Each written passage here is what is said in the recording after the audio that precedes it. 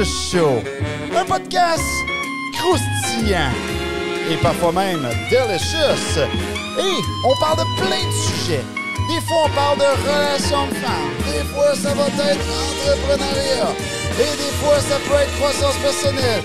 Mais aujourd'hui, la thanatologie. Et je vous présente Alexandre Dupuis. Yes!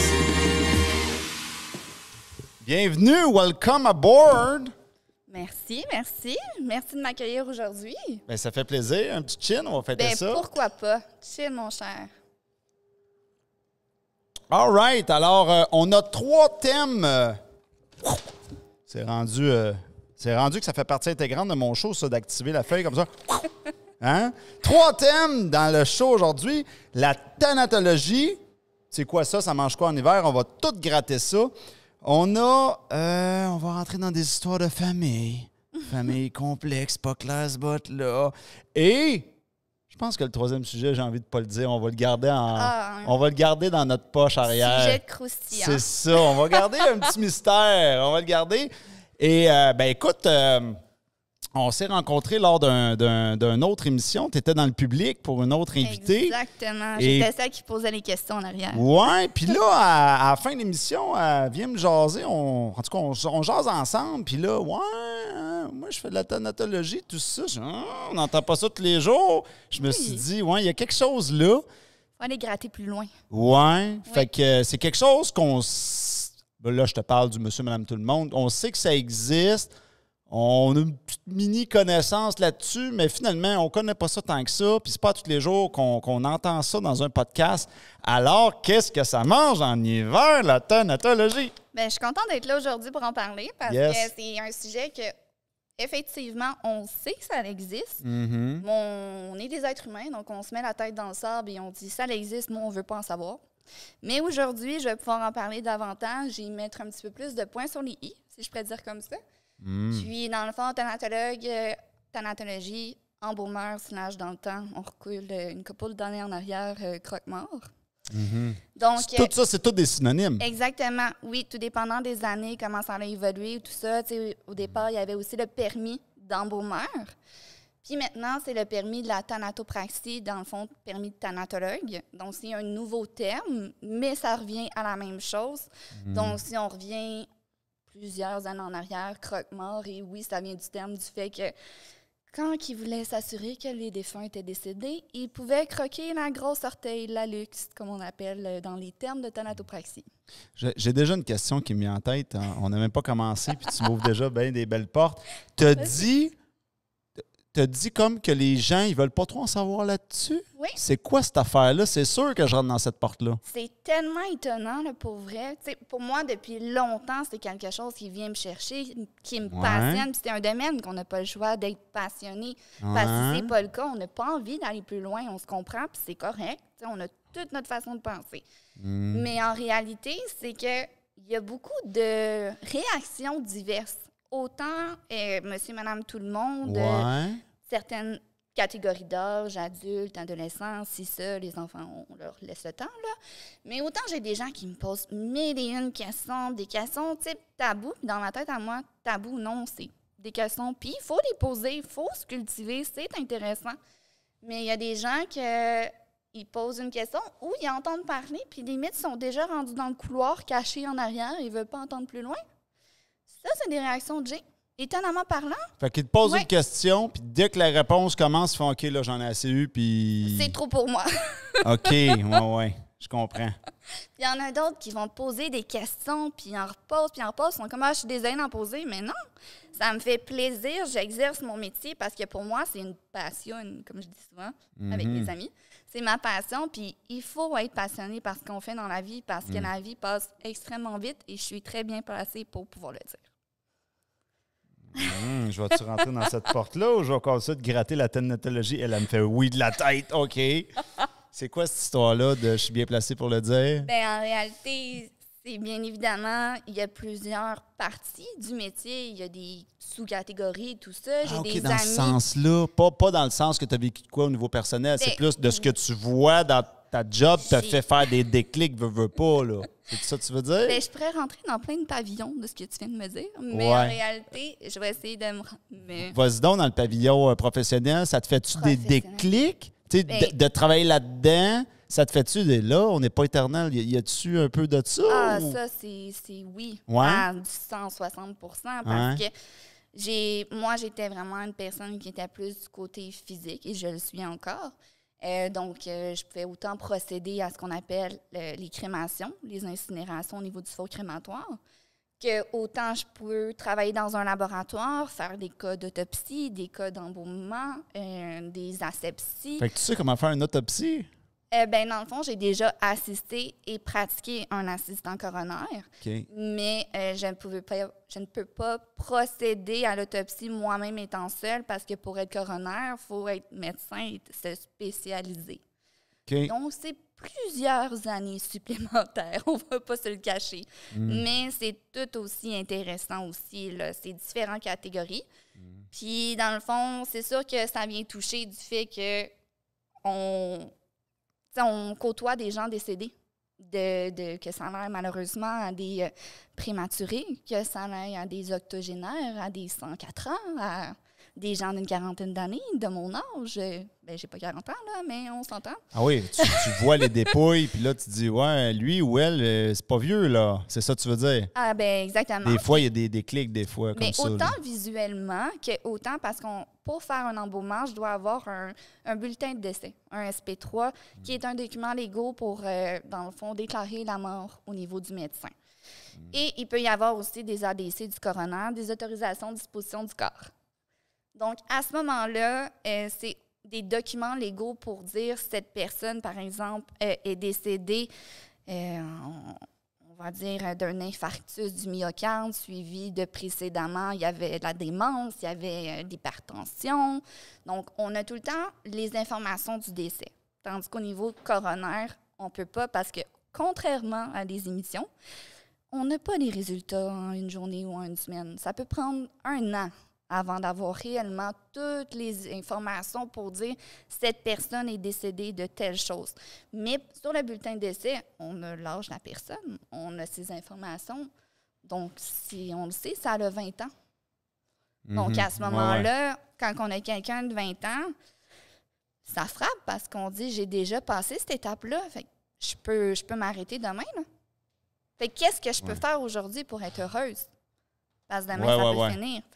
Oui, je comprends. Ça t'a fait réfléchir pas mal. Oui, entièrement. Puis en plus de ça, on voit différents cas. Il y a des cas qui nous touchent plus qu'un autre, qu'on parle d'embaumement ou de... Parce que j'ai des amis qui sont conseillères aux familles. Ils ne font que ça. Elles sont des expertes et elles sont excellentes. Moi, j'adore le service humain, la relation client, mais moins dans le domaine funéraire, pas parce que j'ai pas de cœur. Au contraire, j'ai trop d'émotions. Comme on pourrait dire par chez nous, I'm emotional. Fait que je dois toujours faire attention parce que, oui, il faut être professionnel envers la famille, envers le service et tout. Puis, d'une autre façon, je ne peux pas commencer à pleurer avec la famille. Il faut gérer puis doser les doses. Donc, oui, on peut avoir une touche d'émotion. Tu ne peux pas commencer à pleurer avec eux autres. C'est ça que tu veux dire? Exactement. Ça ne se fait pas professionnellement parlant. Oui, non plus. C'est quoi qui arriverait? Est-ce que tu crois que les gens t'enlèveraient de la crédibilité? C'est quoi? Non, pas nécessairement, mais c'est sûr que dans n'importe quel domaine, il y a des personnes différentes, il y a des façons de penser différentes.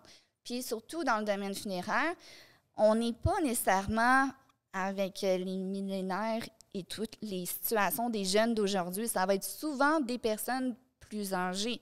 Donc, les tatouages, les piercings, jusque-là, moi, dans les salons funéraires que je travaillais au départ, là, j'enlève tous les piercings que j'avais au visage. Je n'avais pas autant.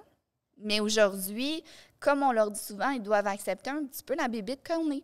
On est des gens vrais, des gens avec du cœur, puis c'est pas parce que tu as un tatouage ou un perçage que tu es nécessairement une mauvaise personne. Au contraire, c'est juste une façon de s'exprimer, tout ça, mais c'est... Avec le temps, on doit évoluer, modifier les choses de la bonne façon, puis je pense que c'est la façon d'interagir et être ouvert d'esprit pour pouvoir emmener les futures générations avec nous, pour montrer que, dans le fond, la mort, c'est la vie, c'est normal. On n'a pas le choix, on va tous malheureusement passer par là. Bouletoune des Nights! Sur ça, chin-chin public. Ouais, c'est ça. Hein? Bouletoune des Nights, ça, c'est une expression qui veut dire il arrive des boulettes dans la vie. Hein? Boulette, bon, le tune n'est pas clair. Day and night pour jour et la nuit. Il arrive des boulettes jour et nuit. Bouletoune des Nights. Fait que quand on meurt, ben, boulette. La boulette est partie. La boulette. Hein? Chin.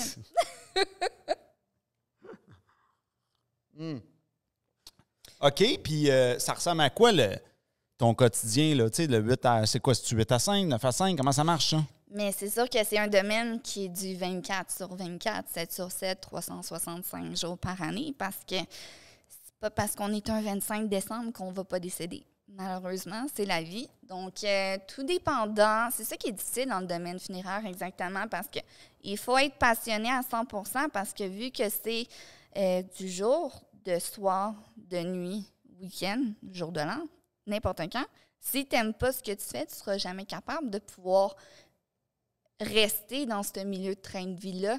Mm-hmm. Et moi, pour moi, c'est tellement important de donner puis de faire ce que j'aime que pour moi, c'est correct, ça vient avec ça. Mais avec le domaine funéraire, il y a des salons funéraires qui sont plus familiaux. Encore une fois, il y en a qui sont des groupements qui viennent des États-Unis, qui ont été rachetés.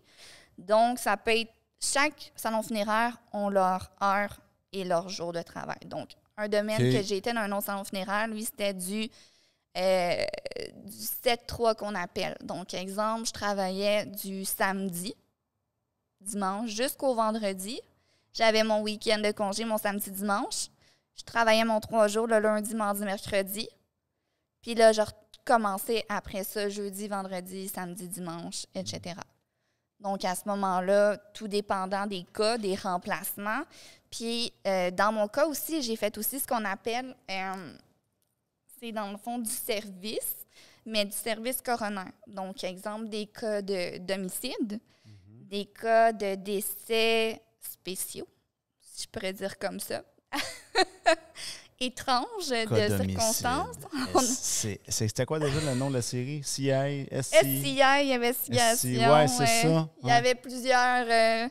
puis comme qu'on dit aussi, dans chaque émission, il y a des bouts différents. Puis il y a les 6 Feet Under qu'on appelle aussi, qui vient que c'est des maisons funéraires, un salon funéraire familial. Donc, il y a beaucoup de séries, mais il n'y a pas nécessairement quelque chose qui se rapproche à 100% du domaine funéraire, à part quand tu as les 2 pieds dedans. Mais c'est ça. Fait que d'un salon funéraire à un autre, c'est complètement différent. Puis de celui-là, dans le fond, les cas de coroner, ben c'est des cas que quelqu'un... Homicide, mettons un 12 dans le visage ou quoi que ce soit, ben toi, il faut t'asseoir sur la scène, ramasser tout ce qui pourrait comporter la biologie du corps humain. Donc, ramasser tout les puzzles du casse-tête du corps humain, je peux en faire ça. Ça en fait une catégorie. Oui, exactement. Okay. C'est une partie du métier. Y a-tu quelque chose que tu as le droit de nous raconter que tu dis, ouais, ce jour-là, justement, il a mangé un coup de 12 dans la face, puis moi, je ramassais les yeux à terre. C'est quoi? C'est impressionnant. On t'écoute. Vas-y donc. Je suis une fanatique de films d'horreur. En tout cas, ça doit venir avec la personne, probablement. Je sais pas. Mais non, une fois, dans le fond... J'espère que tu as écouté L'Exorciste. Bien évidemment, j'ai fait mon éducation, voyons. Bon, ça m'a inquiété. Non, mais pour vrai, la personne, c'était quelqu'un d'assez jeune, une fille aussi. Je n'aimerais pas non, pas d'endroit, pas rien, parce qu'on est lié à un secret professionnel, bien évidemment. J'ai un permis, droit d'exercer que je paie à chaque année, à même titre qu'un médecin. Même principe. Puis, dans le fond, ce cas-là, c'était un ADC du coroner, justement, une autorisation de disposition du corps pour dire c'est correct, vous pouvez venir chercher le corps, il est prêt à être disposé. Donc, je vais le chercher. Puis, la façon que ça fonctionne, c'est qu'on doit toujours identifier le corps, que ce soit des bracelets de cheville, d'autres identifications qu'on va créer à l'interne pour s'assurer que monsieur, madame est passé de là, là, là, là, puis on sait que c'est exactement cette personne-là. Et là, on voit sur l'autorisation de disposition du corps Décès par, dans le fond, assez enlevé la vie. Puis souvent, on va penser quelqu'un de jeune, tu sais, à l'université, cégep, quoi que ce soit, ça va être des médicaments, ça va être des choses comme ça, parce que malheureusement, ça fait partie du métier, on en voit de tous les genres. Et cette fois-là, j'ouvre le contenant et je vois, si je pourrais dire, un légume, un chou-fleur au niveau du visage. Donc, tu fais le saut. Puis là, dans le fond, on dirait que le corps, comme automatisme, il se crée un mécanisme, puis il est comme, c'est un mannequin. Tu sais, c'est pas vrai, c'est un film d'horreur, ou n'importe quoi, parce qu'un corps, c'est tellement puissant, le cerveau, tout, là, c'est impressionnant, toutes les endorphines, toutes les sensations qu'on va sentir. Puis là, après 2 minutes, t'es comme, non, c'est vrai. Mais c'est des images que malheureusement, j'y pense aujourd'hui, puis encore mes sympathies à la famille énormément. Mais j'en parle, puis je suis sans mots parce que à quel point tu peux te rendre dans un état aussi loin. Hey, la vie est belle, c'est un cadeau, il faut en profiter. Donc, puis moi, même si ça fait plusieurs années de ce décès-là, je vois l'image comme si c'était hier. Puis en ayant comme certainement une question plus biologie, intéressant de voir à quel point qu'un corps peut être métamorphosé d'une différente méthode, mais d'une autre façon, de point de vue humain, avec des sensations de cœur, puis de dire que respect pour pouvoir avoir été jusqu'à se rendre à ce moment-là, puis ça fait partie du fait, je pense, de l'évolution du domaine, justement, puis de tout ce que ça peut emmener alentour de ça. Parlant de ce que ça peut amener alentour de ça, oui. C'est quoi cette histoire-là là, de famille complexe? Ah, on prend une petite gorgée. Oui, c'est ça. Prends une petite gorgée. Public. Le public prépare sa question pendant ce temps-là. OK, parfait. Allez-y, madame. J'en ai une. Je te dirais le plus jeune ou plus jeune... Attends une minute, je reformule ma phrase. L'embaumement le plus jeune que tu as pogné, bien, comme prix, que tu as fait comme job, la plus jeune environ, comme 5-6 mois, bébé, tu es allé jusqu'à quel stade? Bien, dans le fond, c'est une très bonne question. C'est des cas que ça aussi, on retient parce que c'est sûr que j'ai eu des contrats de bébés prématurés. Donc, de ce qu'on peut appeler, même en bas de 500 grammes, on appelle ça malheureusement des déchets biomédicaux. Fait que si la famille ne demande pas à être réclamée, c'est malheureusement acheté. Puis ça, c'est une partie de la vie que les gens ne voient pas. En bas de 500 grammes. Oui, les hôpitaux. 500 grammes, ça représente quoi, ça? C'est un doigt, une main? C'est quoi? Non, mais tu sais, ça peut rentrer vraiment comme, mettons, dans tes 2 mains, quoi que ce soit. C'est vraiment petit. Okay. Mais dans le fond, quand c'est en bas de ça, souvent, ça va être, mettons, 3 mois de gestation ou quelques semaines, tu sais. Tout dépendant, bien évidemment, de ta généalogie, ton corps, de ce si tu fais des bébés de 20 livres, je pense pas que ça va être différent, là. On va s'entendre. Mais non, c'est ça. Fait que là, à ce moment-là, c'est plus petit. J'ai eu des contrats de eux, donc ça, c'était des incinérations. J'ai pas eu d'embaumement parce que, bien évidemment, c'est beaucoup trop petit. On rentre vraiment dans... C'est même plus un SP3. Souvent, ça va changer. Je ne rentrerai pas tout dans les détails nécessairement, mais pour la question, le plus jeune, je me souviens que l'embaumement, la plus jeune, elle avait, si je ne m'abuse, 3 mois. Mm-hmm. Souvent, le décès, justement, de berceau, qu'on appelle, là. Puis, la famille avait demandé que ça soit vraiment une exposition dans un cercueil et tout. Donc, bien évidemment, au niveau de l'embaumement, c'est complètement différent parce que si je peux rentrer dans des termes un peu plus techniques, quand on fait un embaumement, il y a plusieurs étapes de procédé. Mais lorsqu'on est rendu à faire une injection artérielle, donc on va aller injecter un produit que nous, on crée dans une machine, que ça soit différentes concentrations de formaldéhyde pour pouvoir faire la préservation du corps humain. Que ça soit, on peut mettre de l'anticoagulant. Si la personne, par exemple, elle avait tendance à faire des caillots, ou si, mettons, il y avait une ethnie, on va aller mettre peut-être du colorant, on peut mettre...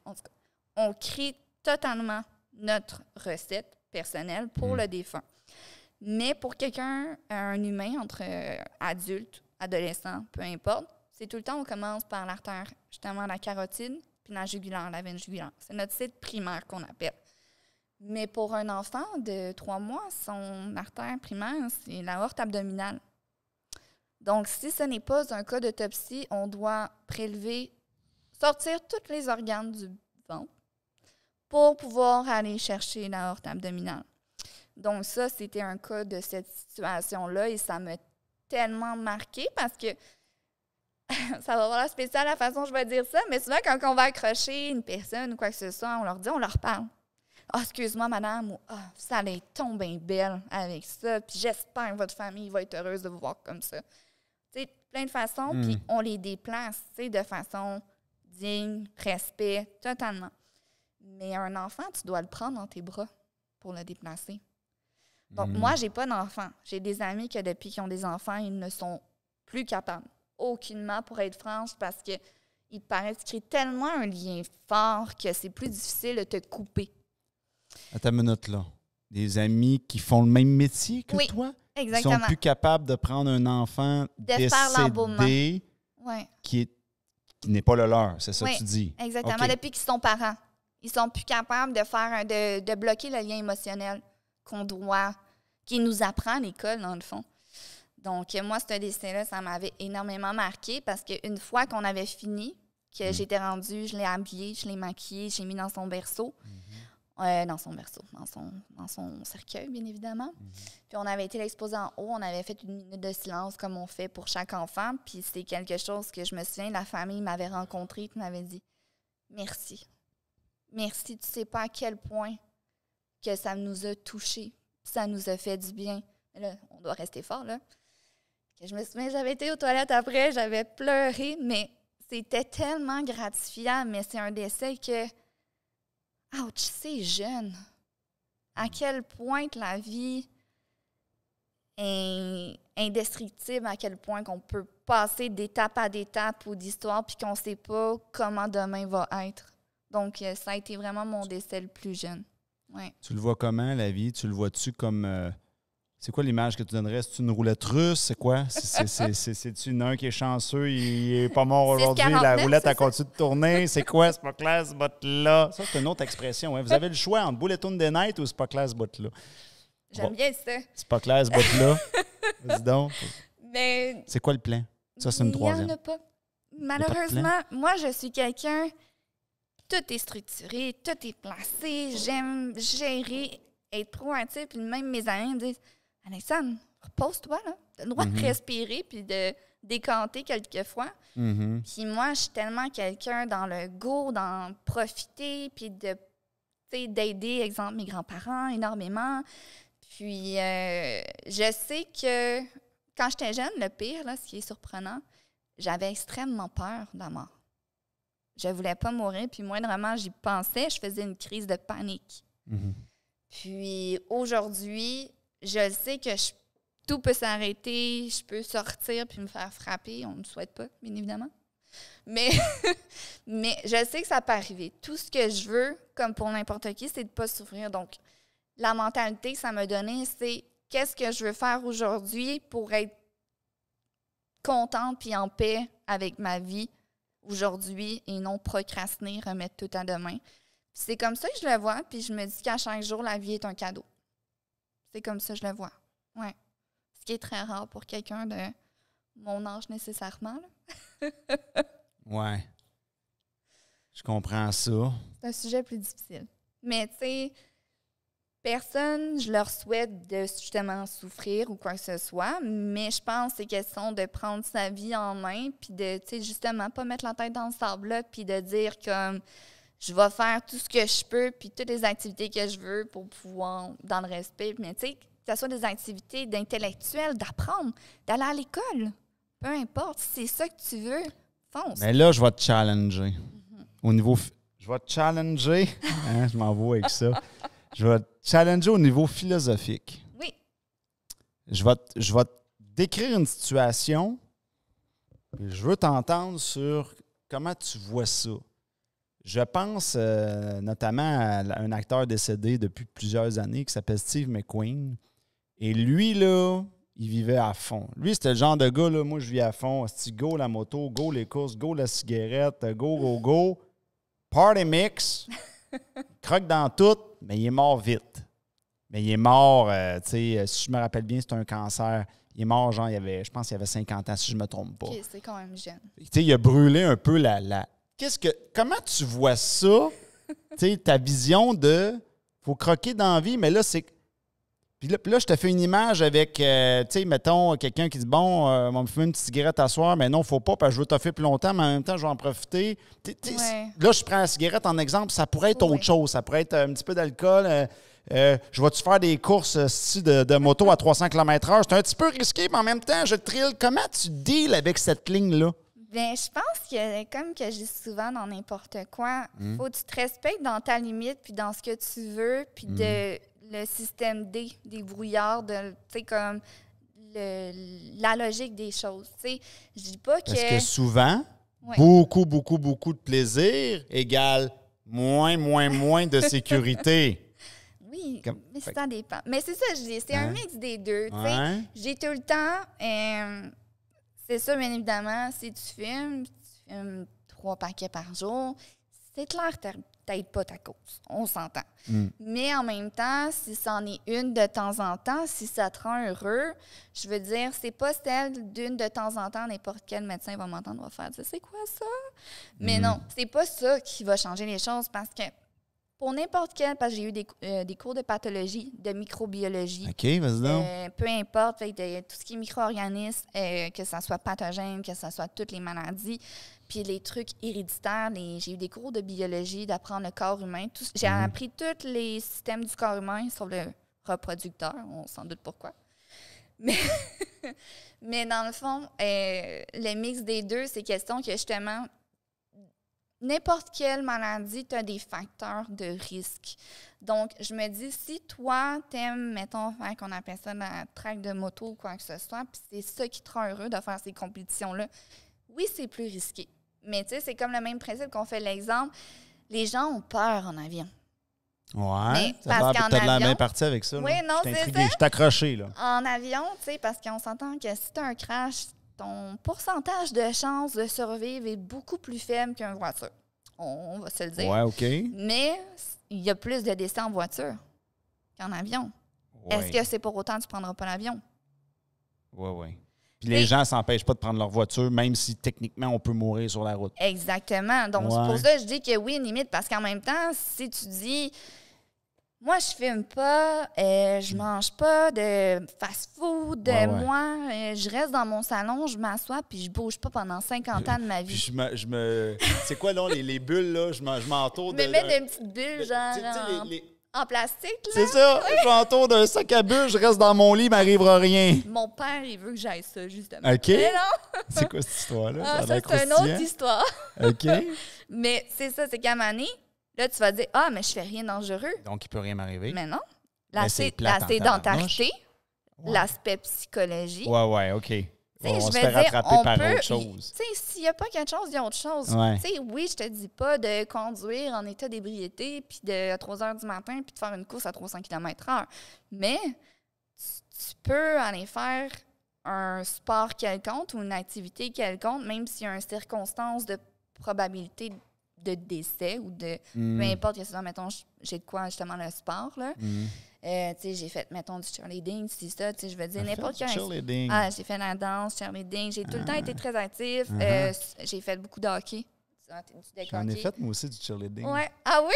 Ah oui, On j'ai s'est été... peut-être déjà connus là. Peut-être, oui, on s'est sûrement vu dans une compétition quelque part. Non, c'est ça, probablement.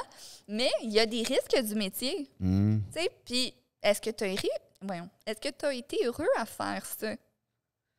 Ben, généralement, là, moi, j'ai aimé ça. J'ai beaucoup aimé. Ouais. Mais c'est pas pour autant qu'il n'y a pas de risque. Tu sais. Mais c'est pour ça que je dis, tu sais, il y a quand même une limite de, tu sais, du gros bon sens.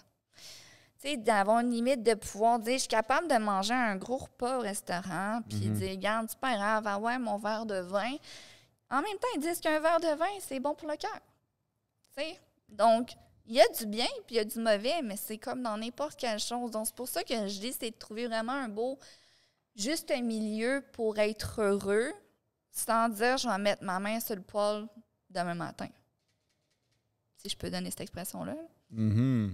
Donc, c'est ça que je dis, c'est qu'il n'y a pas de bonne façon. Hey, si on aurait des bonnes façons, pour vrai, est-ce qu'on peut me donner le livre, comment on fait? Parce que moi aussi, je fais des erreurs. Donc, je vais dire, je pense d'apprendre même de ces erreurs, c'est ce qui fait de dire que, regarde, demain, je vais faire mieux. Puis, tu sais, pas juste dire, comment on dit? Faut essayer. Quand on veut, on peut. Tu sais, comme, si tu ne l'essaies pas, puis si tu dis, je peux pas. Non, pas tu peux pas. Tu veux pas. Toi, tu passes ici. Oui, c'est parce que tu veux pas assez. Exactement. Puis, tu sais, ça, si tu veux pas assez, ça, c'est comme des fois, je sais pas, moi, je vais prendre un exemple, là, complètement au hasard. Des fois, il peut y avoir des hommes avec des femmes en date qui veulent pas. Là, tu veux venir?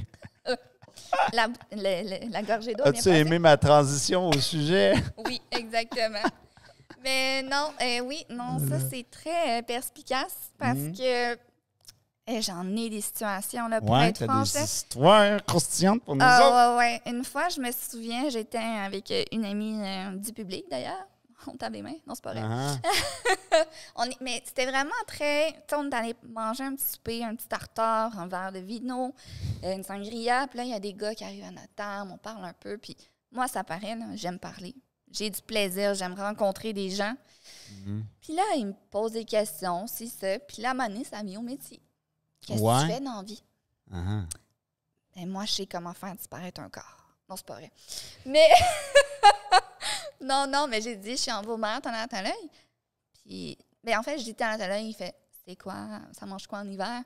Ben, en Beaumont. Je pratique les embaumements sur les corps dans des salons funéraires. Et là, il part. Je regarde mon ami, je suis comme, je dis quoi entre les dents? Tu sais, qu'est-ce qui se passe? Il part, il quitte la pièce, il s'en va. Oui, il s'en va de la table. Là, j'ai dit, il me niaise, là, dans 15 minutes. 20 minutes. Maman, je l'oublie, là, je le connais pas. C'est pas plus grave que ça. Mais non, c'est pas fini. Il revient. Puis là, il revient, là, puis il s'est primé, là. Il est prêt.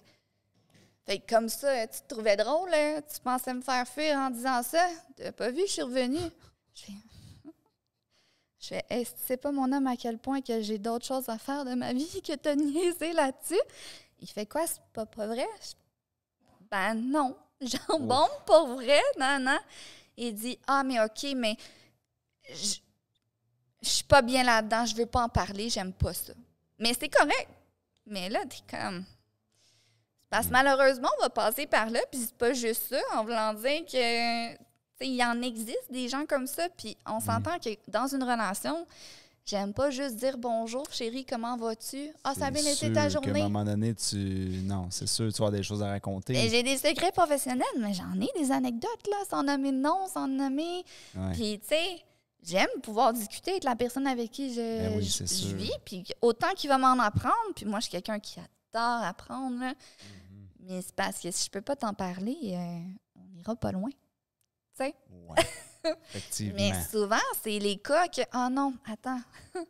Ouais, vas-y. Je m'étais essayée. J'ai essayé les sites de rencontres. Pire erreur. OK. Je suis blonde, mais je suis très intelligente, sans être narcissique, en voulant dire, tu sais, je sais, je connais mes compétences, j'aime apprendre et tout. J'ai de quoi à dire, puis je connais mon sujet.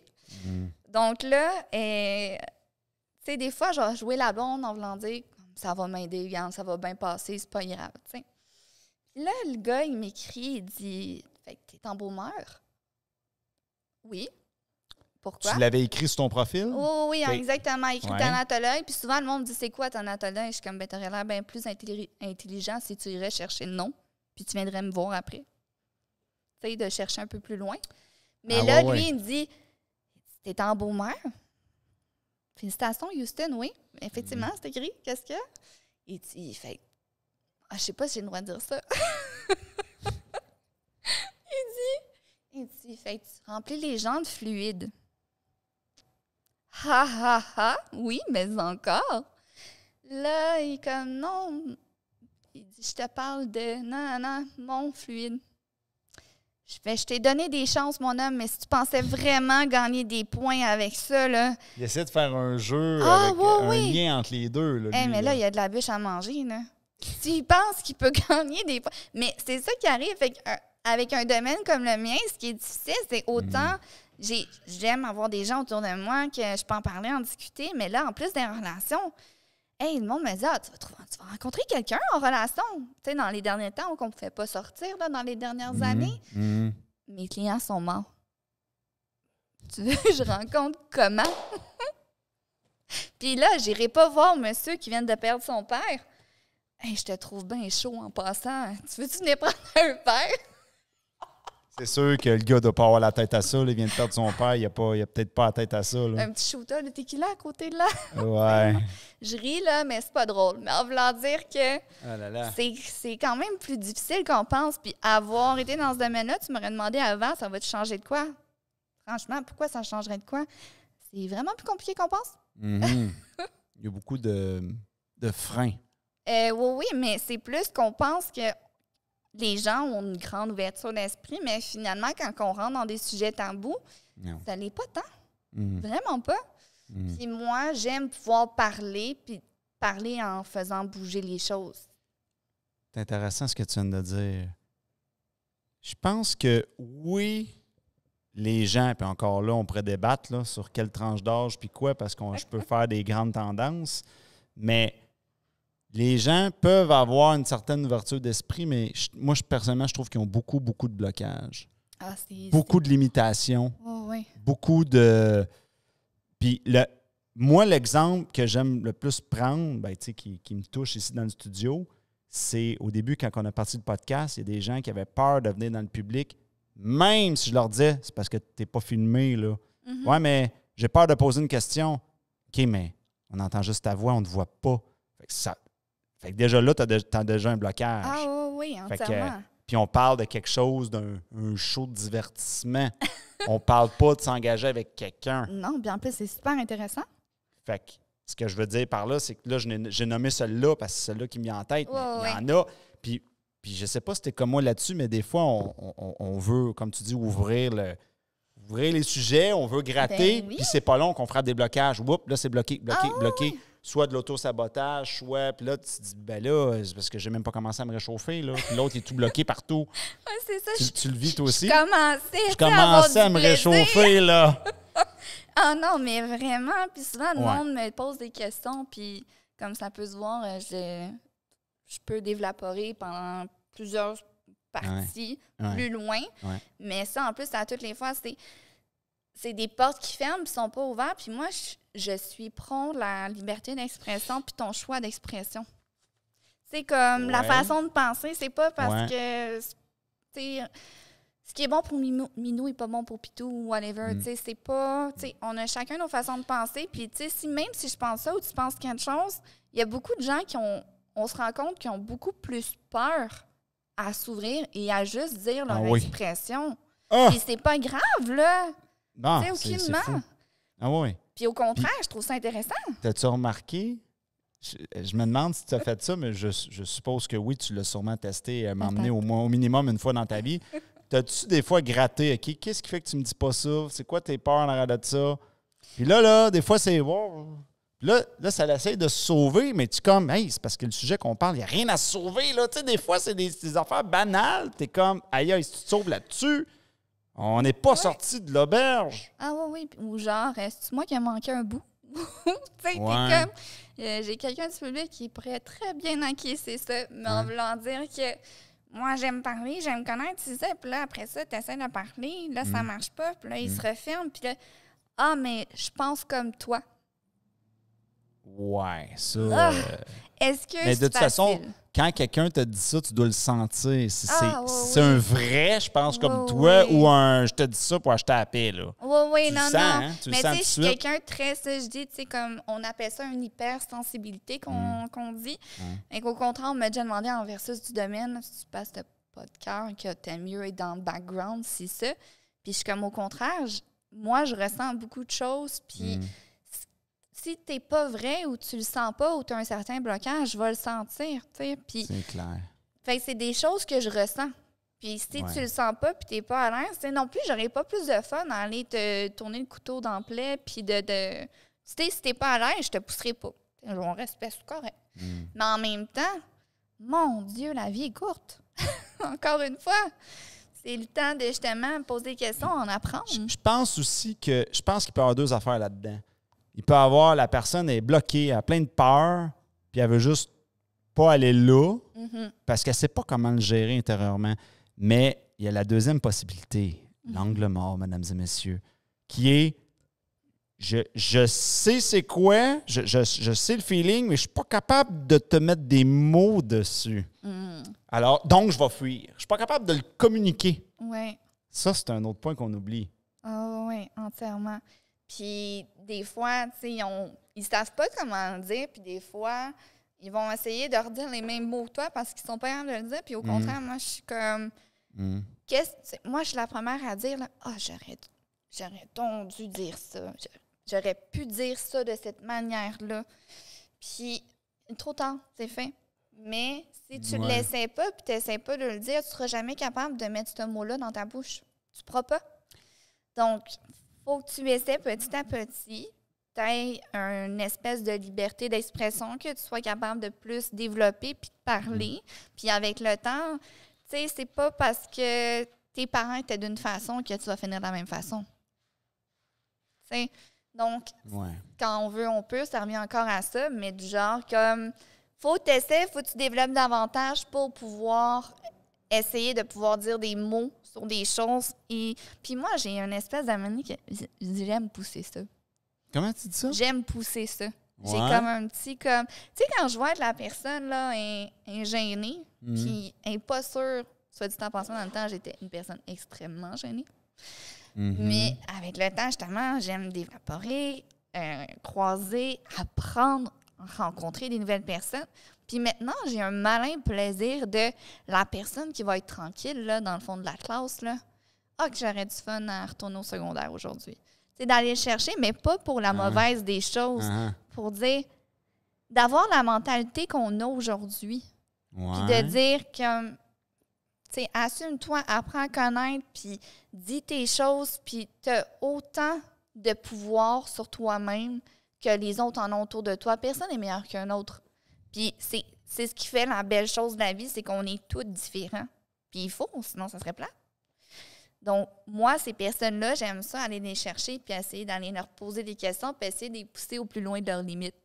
Puis à cause de ça, aujourd'hui, j'ai des amis qui étaient extrêmement tranquilles dans leur coin et tout, qu'aujourd'hui, ils prônent l'entrepreneuriat, qui essayent de développer autant sur les réseaux sociaux. J'étais pas une personne tant réseaux sociaux non plus à l'époque.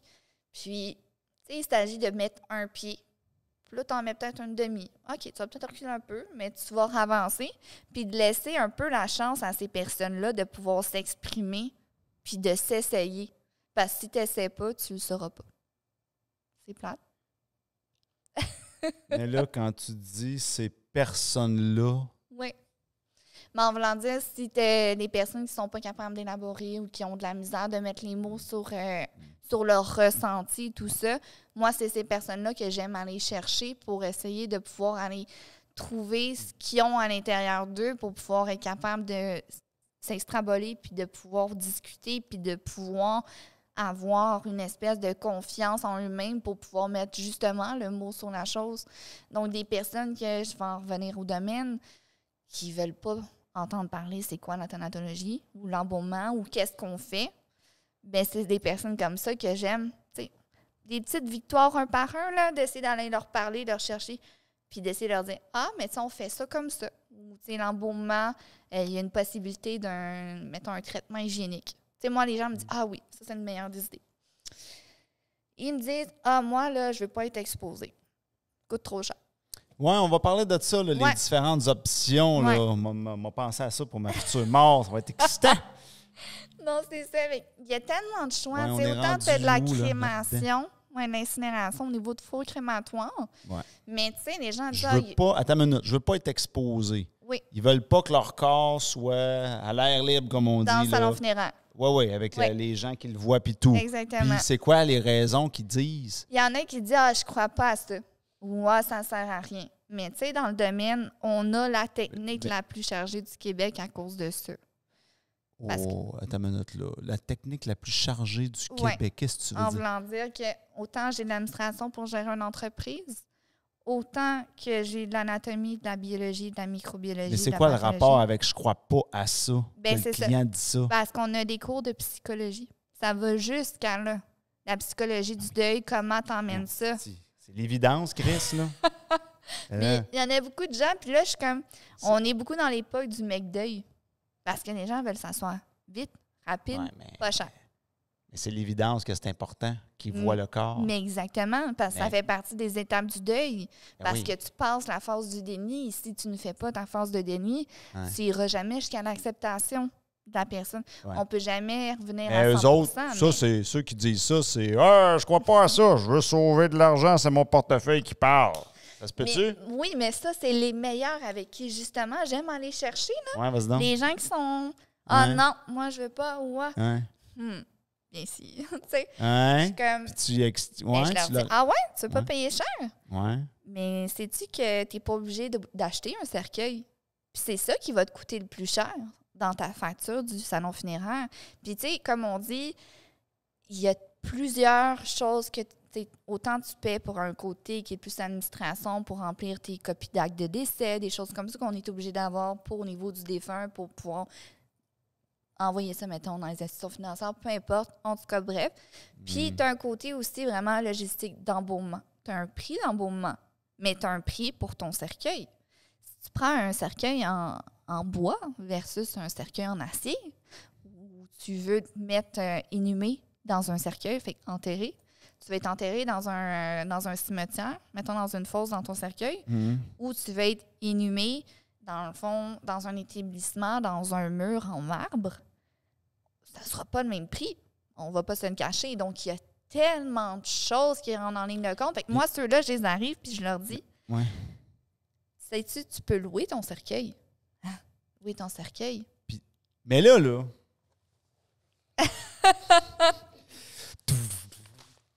Et voilà. Mais là, Yeah. ça marche comment?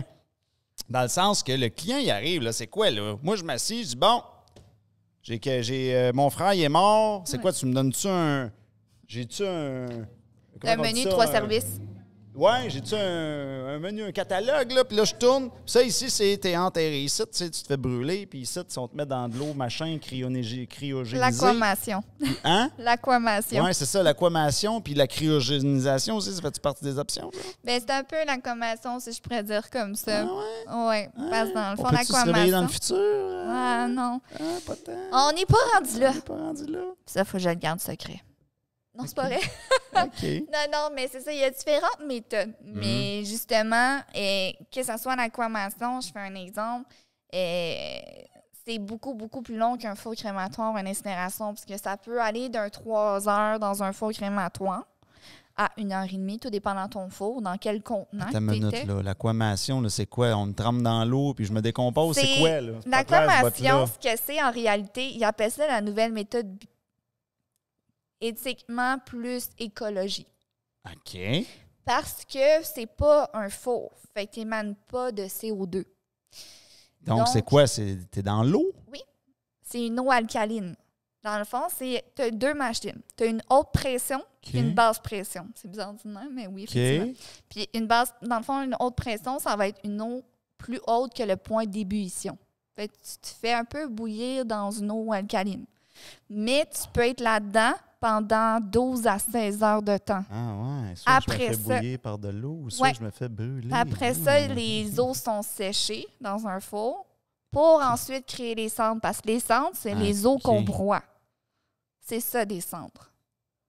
Puis l'autre, là, la formule classique là, qu'on voit dans les films, là, je te mets dans le four, Four puis t'as le crématoire. feu qui... Ça Ouais. marche, En ça? fond, un Ça four existe crématoire. encore, ça? Oui, exactement. Ça, c'est à peu près, ça peut dépendre justement d'un 3 heures, ça peut aller à du 5 heures. S'il se fait incinérer dans un gros cercueil massif en bois, on s'entend que ça va être plus vite qu'un contenant de carton. On va se le dire comme ça. Puis ça peut changer aussi de ta corpulence, de ton corps. Si, mettons, c'est une personne en surplus de poids, on se cachera pas que du Non. gras, c'est un activateur de feu. Donc, ça l'active ton four. Donc, ça va plus vite, ça brûle plus haut. OK, Donc, attends une minute, là, ça c'est intéressant. Attends une minute. Quelqu'un, mettons, qui a le double de mon poids, il va brûler plus vite? Ben souvent, moi, je vais le mettre parce qu'il y a un horaire à suivre. Ah oui! Oui! Lâche pas, Houston. OK, mais attends une minute. Là. Mettons, là, mon chum de gars, là, il a le double de mon poids. Ouais. Moi, je passe avant lui. Lui, il passe plus tard après moi quand c'est disponible dans l'horaire. C'est lequel des deux qui brûle plus vite? Il est le double de mon poids, là. Techniquement, lui, mais c'est pour ça que je dis qu'il y a encore des choses derrière ça. Parce OK. que techniquement, Mettons, le même cercueil, la même affaire. ben lui, il va incinérer plus vite. Parce que le gras est un activateur, Ah, c'est ouais. un combustible. Parce que dans le fond, Calvaire, c'est pour ça croustillant, que- ça, en esti. dans le fond, on appelle ça nos petits gâteaux. Dans le fond, on met tout Petit le gâteau. temps les contenants les plus en bois, les plus massifs en premier, puis les cas d'obésité aussi plus en premier. Ah. Parce que souvent, quand on ouvre notre four crématoire, il est 5 heures du matin. Je ne sais pas entre vous et moi, mais il fait noir. Mais on a 2, dans le fond, brûleurs dans le four crématoire, puis des airs. Donc, c'est ce qui permet de pouvoir que la boucane extérieure soit pas noire. On essaie de rebrûler la boucane. Fait que c'est pour ça, dans ces cas-là, ça va monter ton four crématoire à des 1500, 1400, dans le fond plus élevé. Fait qu'on les fait en début de journée parce qu'il fait noir. Fait en fin de journée, là, ton four a pris de la chaleur. Je pouvais en faire une dizaine par jour si c'est pas plus, là. Donc, à ce moment-là, l'autre, dans le fond, va passer plus vite parce que ton four est déjà préchauffé. Mais en chaque étape, il y a un nettoyage du four crématoire. On passe, dans le fond, vraiment... Il y a des manipulations à faire pendant que le corps est à l'intérieur, d'ailleurs, aussi. Donc, on fait vraiment un balai, on ramasse, puis tout ça, puis on met vraiment les os de côté avec son médaillon. On laisse à peu près refroidir pendant à peu près 45 minutes pour ensuite aller prendre ces os-là, s'assurer qu'il n'y a pas de hanche en métal, qu'il n'y a pas de... Bien évidemment, le pacemaker, on l'enlève avant, parce que ça explose dans un four crématoire. Puis, par la suite, une fois que c'est refroidi, moi, je le mets ça dans mon broyeur. Puis, je broie mes os. Et à partir de là, ça vient des cendres que je vais mettre dans un sac fermé, dans un urne. Et ça peut être un mode d'exposition parce que tu peux exposer en tant que cendre dans ton urne. Mais tu peux te faire exposer de corps. Fait que tu as fait un embaumement, tu as fait une location de cercueil. Donc, ton tissu qui est dans le cercueil vient toujours avec toi. T'sais, rien qui touche au défunt va être retouché par un autre. Automatiquement, ça, il faut toujours s'enlever ça de la tête. Et après ça, une fois qu'il est exposé, Attends une minute, tu peux aller là. dans le four. Attends une minute, là. Ce qui touche au défunt ne touche pas à un autre. Oui. Je recule la cassette. Répète-moi ça. Décortique-moi ça. Là. Dans le fond, dans les cas que les gens, justement, ne veulent pas payer extrêmement une somme ardue, fait que, mettons, un 8 000 un cercueil, Ouais. mais tu peux louer peut-être un cercueil à peut-être un 800 $ ou tout dépendant de, je ne veux pas dire trop d'informations parce que chaque salon funéraire, Oui, on leur ça donne une idée. OK. pour donner une idée. Puis on paie l'embaumement. Donc, une fois qu'il y a une exposition de corps, son Ouais. corps est exposé dans le cercueil location. Dans un cercueil location, c'est juste l'extérieur, de body shape.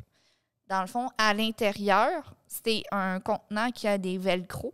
Fait que tous les tissus, que ce soit vraiment du satin, en crêpe, peu importe le tissu qui est choisi, le cercueil choisi finalement, bien, ce tissu-là, on le prépare, on le met dans le cercueil et après ça, on fait la mise en bière parce que quand un défunt est embaumé, puis qu'après ça, quelques jours plus tard, il se fait toujours maquiller, préparer le jour même ou la veille pour que son maquillage soit bien adéquat. Et après ça, la mise en bière, c'est une fois qu'il est habillé et qu'il est prêt, c'est qu'on va le mettre dans le cercueil. Donc, souvent, c'est vraiment à bras ou avec une machine, dans le fond, pour t'aider à faire le transport du défunt. Puis, dans le fond, c'est ce tissu-là qu'une fois que la personne est exposée, il est transféré dans un contenant de crémation choisi par la famille. Ça peut être du carton, ça peut être du bois, ça peut être du presswood, ça peut être plein de choses. Même les formats Dracula, comme on voit C'est ça souvent. que tu dis que personne touche à personne. Non, Il y a fait que rien le qui- tissu qui était dans ton cercueil va avec toi dans ton contenant de crémation. C'est ça qui fait en sorte, puis il est désinfecté. Fait que c'est ce qu'on appelle un cercueil de location. Fait que quelqu'un qui veut pas payer cher, d'accord, je suis pas obligée de te charger un cercueil à 8 000, ou il y en a à 25 000 OK, mais- là. Ça, on s'entend, là. Ça sert à quoi d'acheter un cercueil? C'est quoi l'avantage? Ça dépend. Ben, si tu te fais inhumer dans un cimetière, si tu te fais enterrer, tu peux pas vraiment partir avec un cercueil de location. C'est considéré un peu comme du vol. entre OK, vous et c'est moi, ça. C'est, mettons, je dis, moi, je veux mon trou ici, mon Oui. terre là. OK, je comprends. Parce que dans le fond, un Puis- cimetière, c'est indépendant souvent d'un salon funéraire. Enfin, c'est d'autres prix dans un cimetière, dans le petit endroit en question. Il y a des cimetières qui sont reliés. Les cimetières, c'est salons qui funéraires. s'occupe de ça? Il y a des personnes qui travaillent directement. J'ai une amie qui est thanatologue qui travaille dans un cimetière. Puis elle rencontre ces familles-là. Fait que le client, il s'adresse à qui? Il s'adresse à un thanatologue pour savoir des infos là-dessus? Il dit, c'est qui tu peux me Dans le référer? fond, Man, la- moi, je veux le trou ici. C'est à qui il faut que je parle? Là, à ce moment-là, c'est lui qui doit communiquer directement avec... souvent, c'est des gens même Qui que... ça, lui? les client? personnes qui sont responsables. Le client, dans le fond, lui peut aller comme parler directement à la personne ressource dans ce cimetière-là parce qu'ils ont tout le temps un établissement, un numéro de téléphone, parce qu'ils ont des registres, parce qu'il y a des gens qui sont enterrés pendant 99 ans. Là. Mais je comprends pas, là. Je sais Oui. quoi, là? Moi, je suis le client, là. Je Oui. sais quoi? Je tape cimetière, le nom de ma ville dans Google pour trouver les numéros de téléphone des personnes qui s'occupent de Ben, ça? sur Google, oui, là, mais sinon, s'il n'y en a pas, OK. à ce moment-là, nous, on peut leur donner des numéros de téléphone aussi, mais c'est comme vous et moi. Les vous thanatologues voulez- vont pouvoir donner la référence. On peut donner la référence, mais OK, ça je aussi, il faut comprends. faire attention, parce qu'il y a des conseillers aux familles qui ne sont pas toujours thanatologues. Ça, il faut faire Des attention. quoi? Des conseillers aux familles.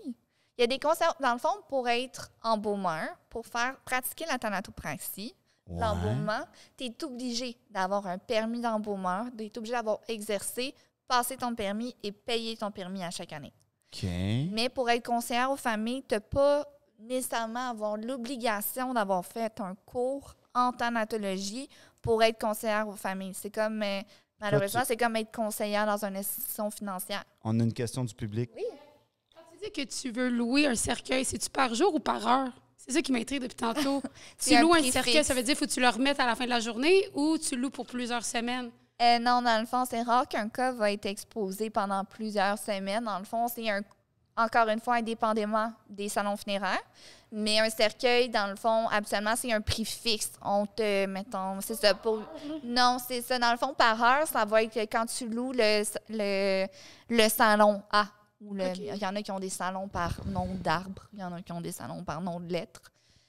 Ça va être par prix d'heure. Ou des fois, ils ont des forfaits de différents produits qui ont ça à l'intérieur. Mais non, un cercueil, c'est vraiment que le prix du cercueil. Exactement. Oui. OK. Bon. Beaucoup d'informations. Non, Peu de ouais, mais temps. je veux revenir au choix, là. Fait que Oui. là, on peut me mettre dans de l'eau bouillante, machin. Après ça, on me fait sécher dans le four. Ça, c'est une chose. Oui. L'autre, on peut me faire brûler. C'est quoi la troisième? C'est l'enterrement. L'inhumation cimetière. Parce que dans le fond, OK, c'est ça, l'enterrement. Y a-tu une quatrième? non. Dans le fond, On a 3 choix c'est vraiment au ces Québec. 3. Mais encore là, Ça marche par province. Je m'en vais dans une autre province, ils vont me dire, ici, t'as 4 choix! c'est quoi? Comment ça marche? je ne prendrai pas la quatrième option. Mais non, c'est pas vrai. Non, c'est vraiment que ça. Mais encore une fois, c'est pas C'est partout 3 que choix. l'aquamation. À ta minute. Les 3 choix, c'est-tu au Canada ou y a-tu d'autres pays qui vont dire ici, t'as 4 choix? Ou y Non. a-tu... Mais chaque Comment pays ça, a leur non? façon de procéder. OK. Parce qu'exemple, on a déjà rapatrié un corps dans une autre province, puis ça ne sentait que la boulamite. Parce que pour OK, mais être envoyé... il y en a une quatrième option qui est la cryogénisation. Non, mais ils ne sont pas encore rendus là. C'est éventuellement ou Il y a- quoi il y a que des ce com- soit. Il y a des compagnies que tu Oui, peux oui, dire mais- aux États-Unis, moi, je m'arrive là, puis ça existe. Dans le domaine funéraire, techniquement, c'est comme qu'on appelle... Si on passe à côté de la traque, quoi. Tu sais, quand on dit on veut pas le savoir, c'est des choses comme ça. Exemple, OK. techniquement, il n'y a pas de loi pour que tu projettes tes cendres dans le fond, dans l'air. Quand ton maman ou papa voulait être mis dans le fleuve Saint-Laurent, peu importe. Il n'y a pas de loi qui t'en empêche. Mais un salon funéraire doit ne pas vraiment savoir l'information parce qu'ils vont t'en empêcher. Ils veulent pas. Parce que c'est difficile d'avoir un registre de qui est rendu où. Mais il y a des choses qui se passent que des fois... La le salon funéraire- cryogénisation, ça aussi, ça rentre dans « on veut pas le savoir ». Bien, tout dépendant des endroits qu'ils font, peu importe ailleurs. C'est sûr que moi, j'ai pas encore nécessairement toutes les informations parce qu'il y a tellement de choses différentes dans les autres endroits. Parce que moi, mon permis de thanatologue ici, je peux pas aller exercer dans un autre pays. C'est qu'au Canada. Au Canada, Au Canada. pas juste au Québec. Non. Exactement. Parce que moi, dans le fond, où ce que Tu pourrais aller dans une autre province, tu pourrais travailler là, il n'y a pas de je pourrais problème. procéder. Oui, exactement. OK. J'ai des salons funéraires que je connais en Colombie-Britannique, que autant en Ontario que. C'est pratique, ça. Oui, exactement. C'est pas pire pantoute, là. J'ai 50 de rabais sur mon décès. Non, c'est pas vrai. C'est vrai? Ben oui, parce que j'ai déjà travaillé, oui, c'était. Le monde me dit moi, je travaille dans un restaurant. Hey, je peux prendre mon dîner que je veux quand je mange là. Je fais, c'est pas pire, moi, pour profiter de mon bénéfice, il faut que je meure. C'est un peu whack, mais c'est pas vrai pire, pareil. ça. J'ai 50 ça, de oui. rabais sur mon Puis décès. 25 de rabais sur ma famille immédiate. Ah ouais, ça aussi, c'est particulier. Mais tu ne le souhaites pas non plus. Tu n'as pas envie que ça n'arrive. Ouais. Mais c'est pour ça qu'il y a beaucoup de choses différentes dans le domaine. Puis dans les bénéfices, il y a tellement... Puis il y a tellement de projets de loi, puis c'est des lois qui sont difficiles à Ils sont admettre. complexes. C'est complexe parce que déjà, en plus, quand tu es dans le domaine funéraire, tu es une femme, déjà en partant, il n'y a pas énormément de lois, fait que point de vue structure. Donc, tu dois vraiment faire attention quotidiennement. Parce que c'est pas parce qu'un salon funéraire te propose une chose que l'autre salon funéraire va te le proposer. Parce qu'il n'y a pas, tu sais, du syndicat sont très rares dans le domaine funéraire. Moi, j'en ai déjà eu un. Je suis devenue déléguée syndicale. J'ai dit, moi, au moins, je vais chialer. Moi, je chialer pour que quelque chose change. Fait que le client, il faut qu'il se promène, il faut qu'il magasine, il faut qu'il cherche en maudit, il faut qu'il s'interroge, qu'il s'informe sur les lois. Bien, pas nécessairement les lois, mais le client, souvent, nous autres, on appelle ça pas le client roi, mais en réalité, le client, c'est des magasins. Nous autres, à cette heure, avant, là, c'était tout le temps, comment je pourrais dire, le petit village. Lui, c'est notre embaumeur, fait 50 ans qu'il est là. Tu sais, la famille, c'est quasiment un ami de la famille. Là. C'était comme ça avant. Aujourd'hui, il y en a tellement de partout et comment, de prix différents, de fonctionnalités différentes, des prix vus, des prix plus cachés qui englobent d'autres choses, qu'on appelle des cas directs. Les cas directs, c'est les gens qui ne veulent pas payer, ils vont magasiner pour le prix de moins cher. Fait que moi, je veux pas d'exposition, je veux pas d'embaumement, je veux pas rien. Je veux ma personne dans son urne, fini, bonsoir. Une urne en plastique, d'ailleurs. Il me reste une question qui me brûle les lèvres. On approche de la fin du show, mais quand quelqu'un meurt là, à côté de nous autres, là, OK, c'est quoi la procédure?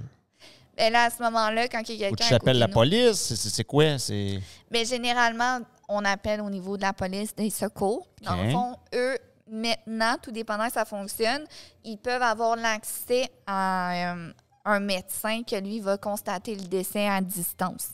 C'est quand même récent. C'est pas depuis plusieurs années, mais avant, automatiquement, il fallait qu'un médecin vienne sur les lieux pour constater le décès, pour remplir le SP3, le bulletin de décès. Sinon, à l'hôpital, automatiquement, le SP3 n'est pas signé, je peux pas venir chercher le corps. Automatiquement. Okay. Donc, un médecin n'a pas le choix de passer, déclarer le décès. Comme qu'on voit dans les films, heure du décès, c'est obligé parce que sur un SP3, tu as même l'heure du décès. Donc, c'est des mesures légaux pour pouvoir justement avoir un contrôle sur cette partie du métier. Bien, merci. C'était très intéressant tout ça. Merci. Donc, y a-t-il un endroit que les gens peuvent te suivre sur les réseaux sociaux ou autres? Oui, exactement. Autant Instagram, Facebook, Alexandre Dupuis-Gravel, même sur TikTok.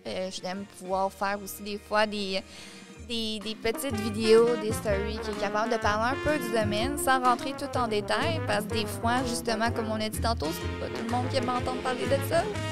Faut faire attention, mais sinon, ça va me faire un grand plaisir autant que les personnes veulent poser des questions, d'en apprendre davantage et de pouvoir extrapoler avec eux. Excellent. Alors, merci encore. Merci, public. Hein? On a du public et... Bonne soirée! Et on se revoit la semaine prochaine pour une émission Delicious. Et voilà. Bye bye. Merci!